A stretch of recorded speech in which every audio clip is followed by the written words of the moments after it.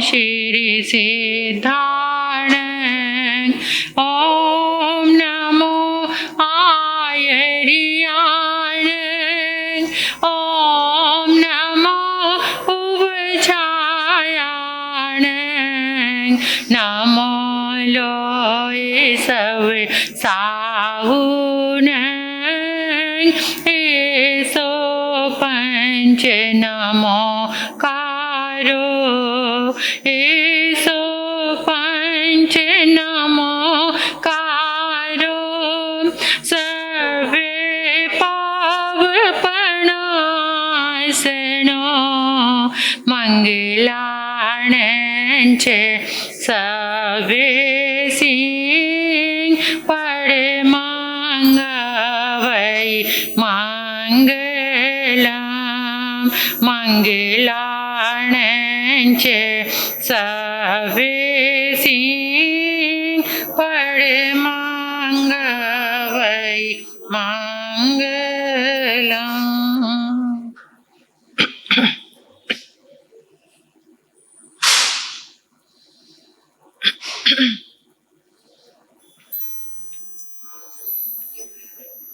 आदि धर्म के करने वाले आदिनाथ भगवान, उनकी महिमा बड़ी महान। आदि धर्म के करने वाले आदिनाथ भगवान, उनकी महिमा बड़ी महान। उनकी महिमा बड़ी महान। चरणों में मिलके वंदन कर लो, मिट जाए अभिमान। उनकी महिमा बड़ी महान। उनकी महिमा बड़ी महान। आओ सब अनुष्ठान में आओ, पापों से अपना पिंड छुड़ाओ। आओ सब अनुष्ठान में आओ, पापों से अपना पिंड छुड़ाओ। भक्तामर की आराधना करके सारी मुसीबत दूर भगाओ। भक्तामर के आराधन से सारी मुसीबत दूर भगाओ। आचार्य श्रीमान तुंग ने दिया ये अद्भुत दान। उनकी महिमा बड़ी महान। उनकी महिमा बड़ी महान। आदि धर्म की करने वाले आदिनाथ भगवान, उनकी महिमा बड़ी महान। उनकी महिमा बड़ी महान। अनंत अनंत मैत्री के मसीहा, दया और करुणा के अवतार परम पिता परमात्मा प्रभु महावीर के चरणों में कोटिश वंदन नमन। अरिहंत परमात्मा श्रीमंदिर स्वामी भगवान के पावन चरणों में कोटिश वंदन नमन। श्री आत्म शिव शमन रतन गुरुवे नमः। परम दयालु परम कृपालु कर्नाटक गज केसरी आराध्य गुरुदेव के पावन चरणों में वंदन करती हूँ, नमन करती हूँ। जैन सितारे हिंद पंजाब परिवर्तनी महासती श्री पार्वती जी महाराज साहब के चरणों में वंदन नमन। तब का दिव्य वरदान देने वाले मामा आराध्य गुरुवरिया श्री प्रवेश कुमारी जी महाराज साहब के चरणों में वंदन करती हूँ, नमन करती हूँ। 311 उपवास द्वारा जिन शासन की अद्भुत प्रभावना करने वाले तपाचार्य तप चक्रेश्वरी उप परिवर्तनी गुरनी मैया श्री मोहन माला जी महाराज साहब के पावन चरणों में वंदन नमन। मेरे जीवन पर अनंत उपकार करने वाले धर्म का दिव्य दान देने वाले आराध्य गुरनी मैया के चरणों में वंदन नमन। तप सूर्या महासाध्वी श्री निधि ज्योति जी महाराज साहब के चरणों में वंदन नमन। स्नेहिल प्रिय सहयोगी साध्वी मंडल, आप सभी के सहयोग का हार्दिक आभार। गुरु आनंद दरबार में आए गुरुदेव के परमात्मा के प्यारे प्यारे भक्तों, हृदय के आंगन में आप सभी का स्वागत करती हूँ। अभिनंदन करती हूँ आप सभी की श्रद्धा का, अनुमोदन सभी के सुंदर भावों का, शुक्रिया आप सभी के आगमन का। एक एक घड़ी, एक एक लम्हा निकलता चला जा रहा है। हम सोए हैं, मदहोश हैं संसार में, पुद्गलों में। अनंत पुण्य उदय से निरंतर 48 दिन तक चलने वाली इस दिव्य साधना के जो भी साक्षी बन रहे हैं, उनका परम पुण्य उदयमान है, ऐसा मुझे महसूस होता है। आनंददायी, कल्याणमयी, अशुभ अमंगल को दूर भगाने वाली आदिनाथ भगवान की दिव्य तरंगे, जिसे उस भक्ति के गुलदस्ते को आचार्य मानतुंग ने अपनी भावनाओं में पिरो करके हमें प्रदान किया, ऐसे आचार्य मानतुंग को हमारे अनंत अनंत वंदन और कृतज्ञता। ये स्तोत्र अनंत शक्तियों को धारण करने वाला है, ऐसे बहुत सारे प्रयोग हो चुके हैं। इसके मध्य में एक तत्व है जिसको हम कहते हैं बीज अक्षर। बीज अक्षर वो होता है जो मध्य को, बीच के बिंदु को दर्शाता है, दिखाता है। भक्तामर की रचना या उनकी भक्ति इस तरह से हुई है कि हर एक शब्द में अनेकों बीज अक्षर है, बीज अक्षरों का मिलन है। हर शब्द का जब भक्ति के साथ दिल से जुड़कर जब इसका उच्चारण किया जाता है, विशिष्ट समय में, मतलब जैसे हम कहते हैं कि दर्व क्षेत्र, काल और भाव को देखते हुए जब हम, जैसे हमें अनुकूलता, मन शांत हो और हमारे अंदर एक उतावलापन आया, क्या कि मुझे बैठकर अब आराधना, जैसे हम संसार के कार्यों में उतावले होते हैं ना, ऐसे भक्ति के कार्यों में कभी भी नहीं होते। ये हमारे अंदर के चित्त की पहचान है कि हम कौन से लेवल तक हैं, हम कहाँ फंसे हुए, कहाँ खड़े हैं। अपने चित्त का स्वयं को ही ज्ञान है कि हमारे लिए परमात्मा की प्यास है या नहीं। तो जिस समय एक विशिष्ट समय में भक्ति में भरकर हम बैठे, तो अंतरिक्ष के अनुसार वो बीज अक्षर या जो हम भक्ति स्तोत्र गा रहे हैं, बोल रहे हैं, तो एक उसके अनुसार कंपनों का निर्माण होता। कंपन मीन्स वाइब्रेशंस, कंपन का निर्माण होता है। ये साइंस की दृष्टि से मैं आपको बता रही हूं। और वो जो कंपन होते हैं, उस समय अनंत ऊर्जा मुक्त होती है, कंपनों से वाइब्रेशन निकलती, अनंत ऊर्जा मुक्त होती है। जब कोई अपने मन में या बड़ी आवाज में, जैसे हम यहाँ पर आवाज में आराधना कर रहे हैं, तो जब इसका पठन होता है, हर अक्षर और वो शब्द उस व्यक्ति के अंदर जाता है। क्योंकि जब हम, जो हमारी ध्वनि निकल रही है, जो शब्द हैं हम उच्चारण कर रहे हैं, तो वो क्या होते हैं, वो हमारे अंदर जा रहे हैं। जैसे जब वो हमारे अंदर जाते हैं, तो हमारे अंदर भी एक उचित फ्रीक्वेंसी, आवृत्ति, एक फ्रीक्वेंसी का निर्माण होता है। और उस समय क्या होता है, मतलब जो अच्छी वाइब्रेशन है, जो पॉजिटिव वाइब्रेशन है, वो बीज अक्षर मूल मंत्रों के माध्यम से वो वाइब्रेशन तो अंदर गई। अब जो चीज अंदर कुछ भरी हुई है और आप जैसे सपोज दूध से पानी से कोई चीज बाल्टी गिलास भरा हुआ है, आप जोर से एक गोला उसमें डालोगे तो क्या होगा, वो बाहर आएगा।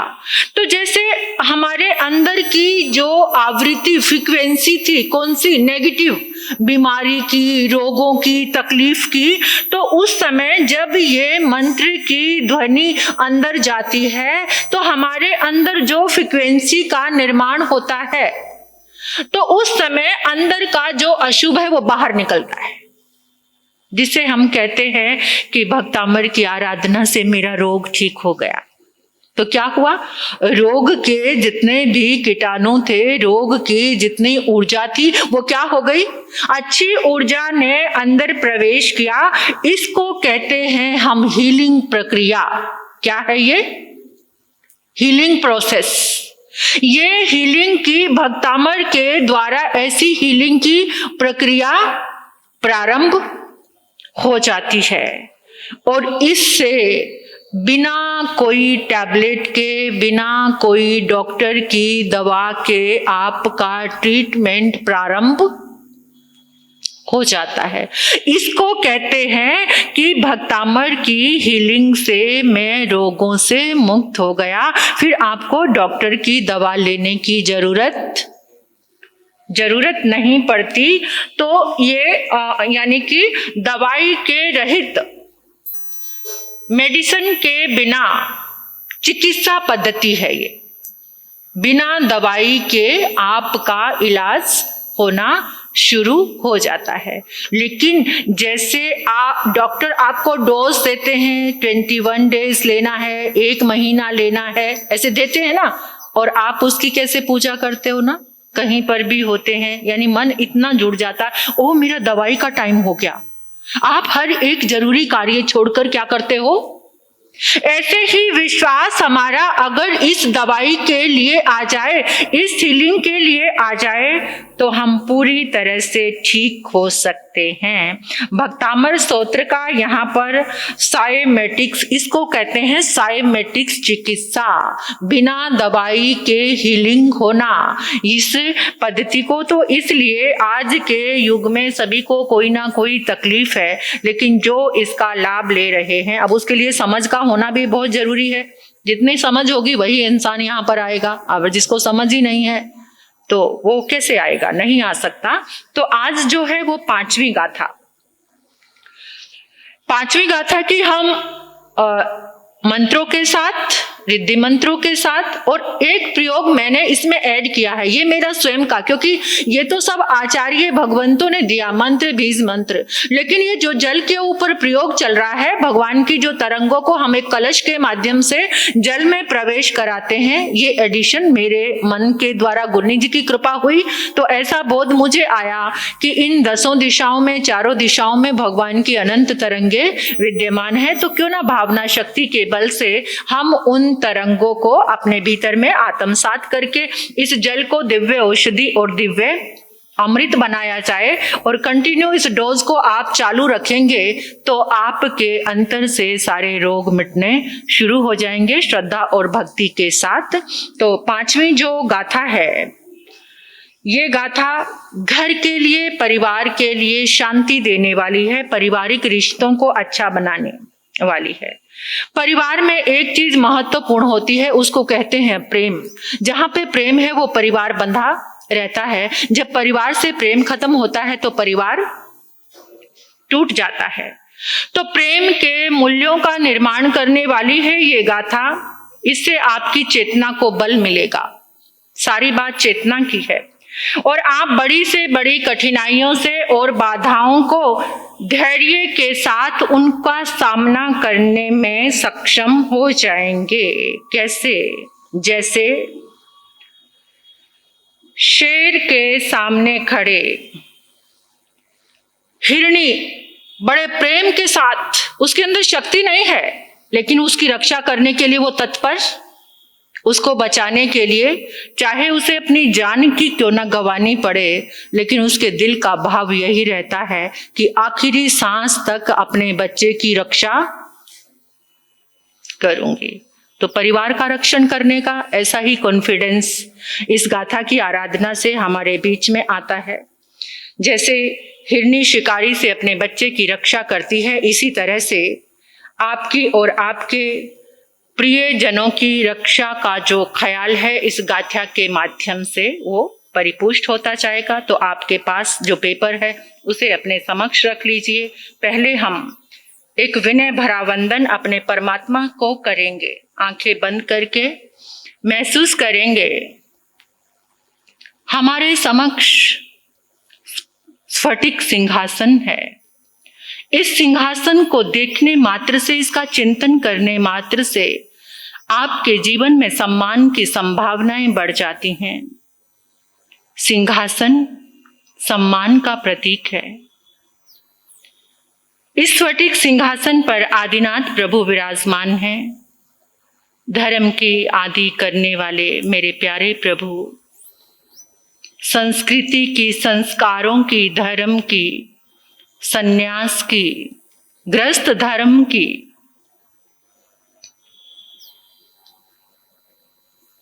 इससे हमारे जीवन में सारी मंगल आदि प्रारंभ हो जाएगी। इतने विनय भावों से परमात्मा को देखिए।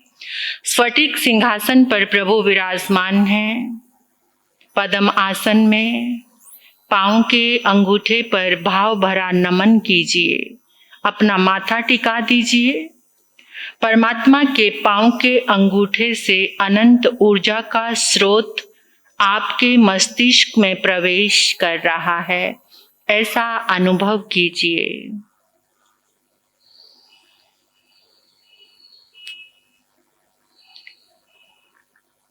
आदिनाथ भगवान के शासन देव, शासन माता को नमन करें भाव भरा।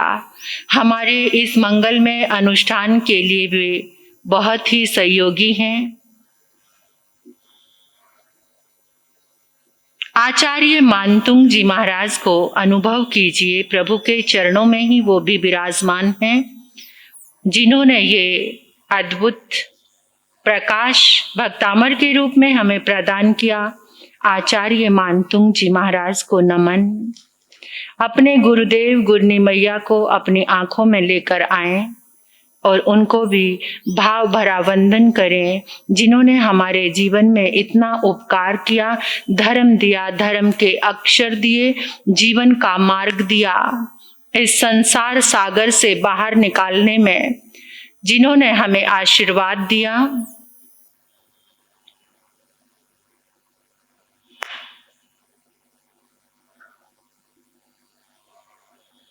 सभी अनंत उपकारियों के लिए कृतज्ञता ज्ञापित कीजिए।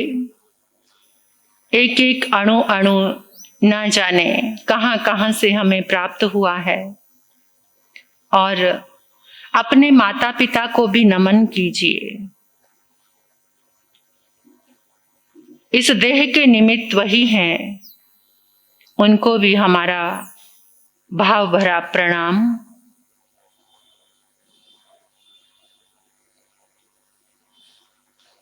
तीन बार एक संकल्प लीजिए। आप इस गाथा की आराधना करने के लिए आपका लक्ष्य क्या है, क्या आपका संकल्प है, उसको 3 बार दोहराइए अपने मन में। मन से, वचन से, काया से एक साथ जुड़कर संकल्प लीजिए।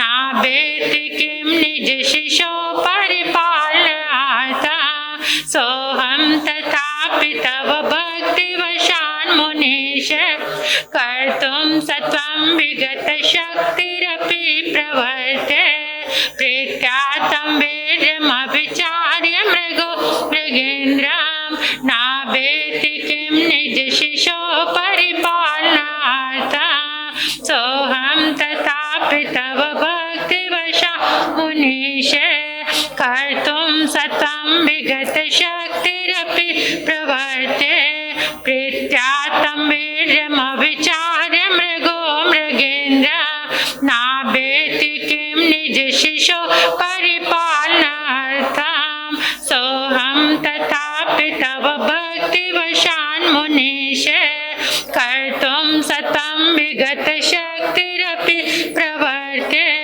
प्रीत्या तं वीर्यमभिचार्य मृगो मृगेन्द्रं नावेति किं निज शिशो परिपालनार्थं सोऽहं तथापि तव भक्तिवशान् मुनीश कर्तुं सत्वं विगतशक्तिरपि प्रवर्ते प्रीत्या तं वीर्यमभिचार्य मृगो मृगेन्द्रं नावेति किं निज शिशो परिपालनार्थं सोऽहं तथापि तव भक्तिवशा मुनीश कर्तुं सत्वं विगतशक्तिरपि प्रवर्ते प्रीत्या तं वीर्यमभिचार्य मृगो नावेति किं निज शिशो परिपालनार्थं सोऽहं तथापि तव भक्तिवशान् मुनीश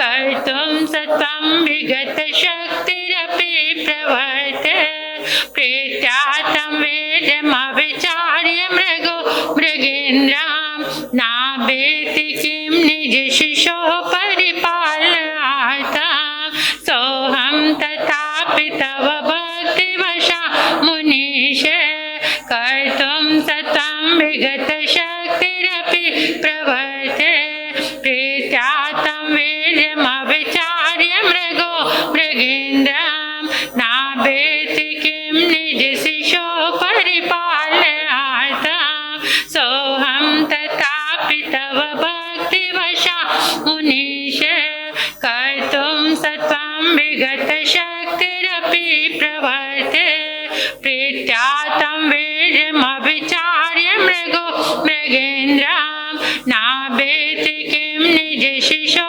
परिपालनार्थं सोऽहं तथापि तव भक्तिवशान् मुनीश कर्तुं सत्वं विगतशक्तिरपि प्रवर्ते प्रीत्या तं वीर्यमभिचार्य मृगो मृगेन्द्रं नावेति किं निज शिशो परिपालनार्थं सोऽहं तथापि तव भक्तिवशान् मुनीश कर्तुं सत्वं विगतशक्तिरपि प्रवर्ते प्रीत्या तं वीर्यमभिचार्य मृगो मृगेन्द्रं नावेति किं निज शिशो परिपालनार्थं सोऽहं तथापि तव भक्तिवशान् मुनीश कर्तुं सत्वं विगतशक्तिरपि प्रवर्ते प्रीत्या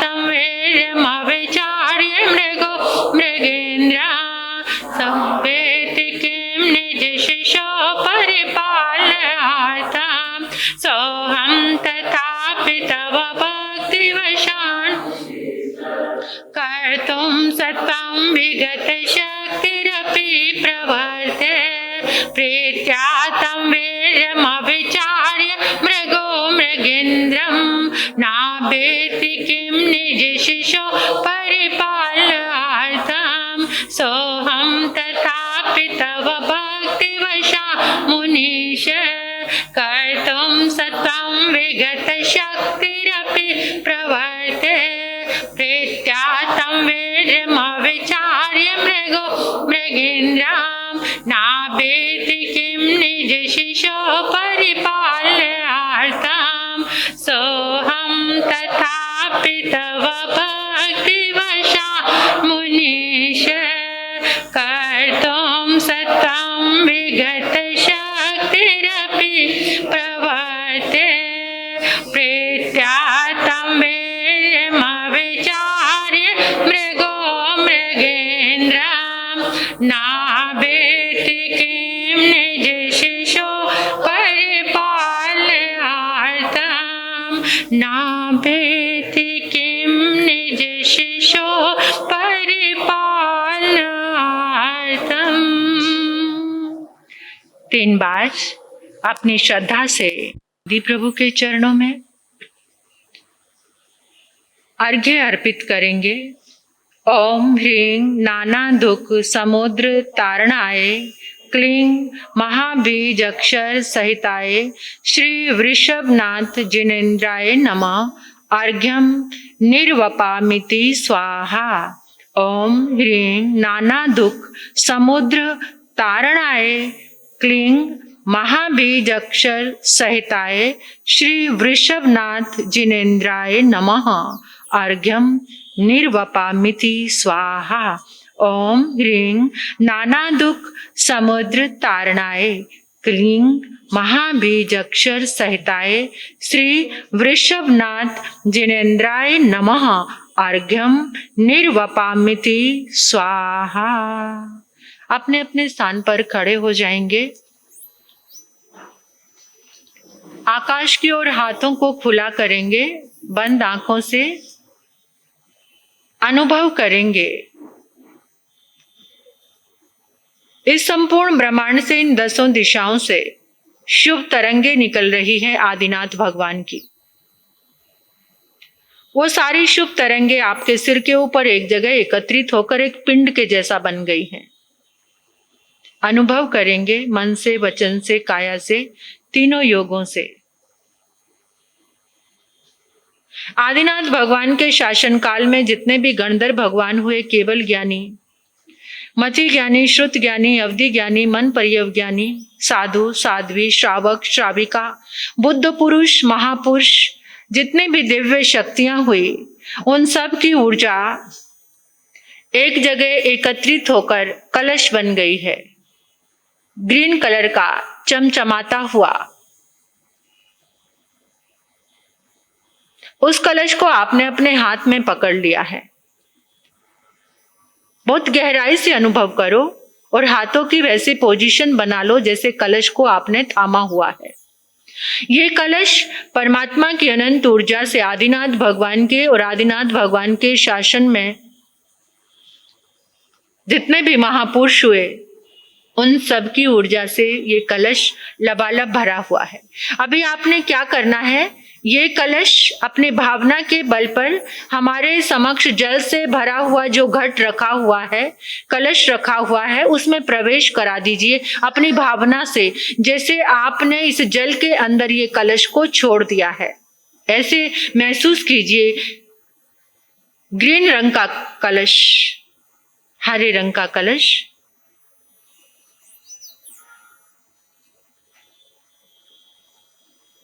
जैसे ही परमात्मा की ऊर्जा से भरा हुआ ये कलश जल में प्रवेश हुआ, जल का एक एक कण परमात्मा की ऊर्जा से भर गया है। ये जल दिव्य बन गया है। अभी मेरे साथ बोलेंगे, हे आदिनाथ भगवान, आपकी अनंत शुभ तरंगों से, आपकी अनंत पुण्य ऊर्जा से,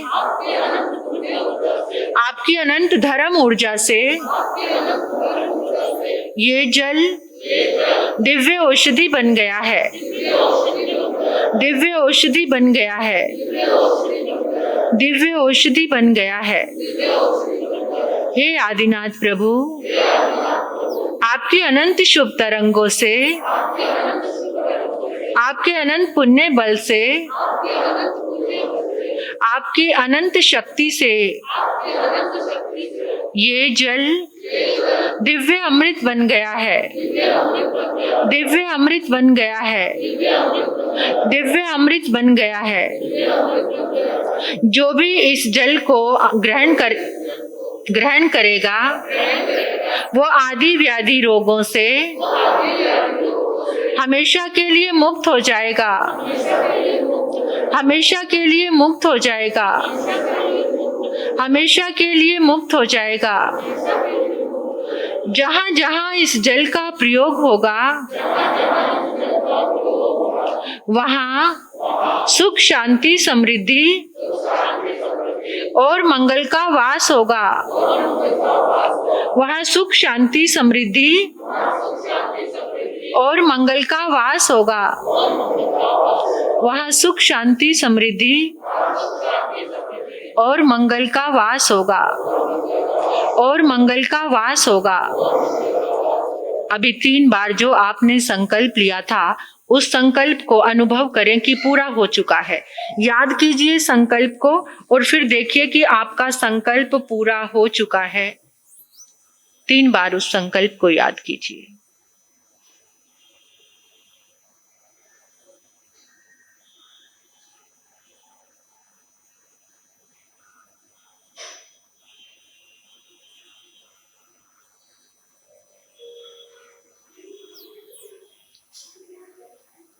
बोलिए श्री आदिनाथ भगवान की, बोलिए श्री आदिनाथ भगवान की, बोलिए श्री आदिनाथ भगवान की।